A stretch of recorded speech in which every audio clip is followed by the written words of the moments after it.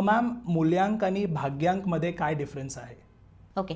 मूलांक म्हणजे काय? फक्त तुमची जी बर्थ डेट आहे, जन्मतारीख म्हणजे ती मूलांक आहे. जसं तुमची 5 एक एक्झाम्पल सांगते, 5/3/1993, 5/3/1993 ही तुमची डेट ऑफ बर्थ आहे. तर 5 नंबर काय झाला? तुमचा मूलांक झाला.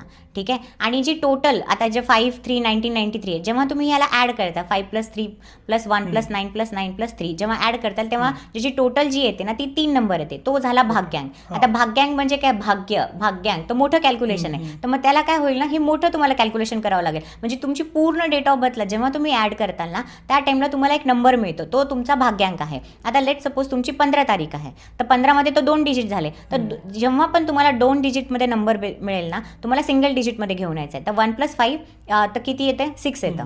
तर मग तुमचा मूलांक झाला 6. आता 19 असेल तर 1+9 1. आणि तुम्हाला एक ट्रिक सांगते, जेव्हा तुम्ही 9मध्ये एखादी गोष्ट ॲड करताना तोच नंबर येतो. 49 असेल, 4+9 किती येतं? 4 येतं. 4+9 आहे ना, तुम्ही जेव्हा ॲड करताल ना तर 13 येतं. 1+3 अगेन 4. तर तुम्ही 9मध्ये कोणती गोष्ट ॲड केली ना तर तोच नंबर येणार आहे. तर हे शॉर्टकट आहे. तर तुम्हाला डबल डिजिटमध्ये जो पण नंबर आला असेल ना, तुम्हाला सिंगल डिजिटमध्ये घेऊन यायचा आहे. मग आता तो 19 असेल, 28 फॉर एक्झाम्पल तुमची डेट ऑफ बर्थ आहे. 2+8 किती येतं? 10. मग अगेन त्याला सिंगल डिजिटमध्ये घेऊन यायचं. 1+0 1. मग तुमचा जो डेट ऑफ बर्थ झाला म्हणजे तुमचा जो मूलांक झाला तो 1 झाला. तुमचा जो पण डबल डिजिटमध्ये जो नंबर येईल ना त्याला सिंगल डिजिटमध्ये घेऊन या, म्हणजे तुम्हाला तुमचा मूलांक मिळेल.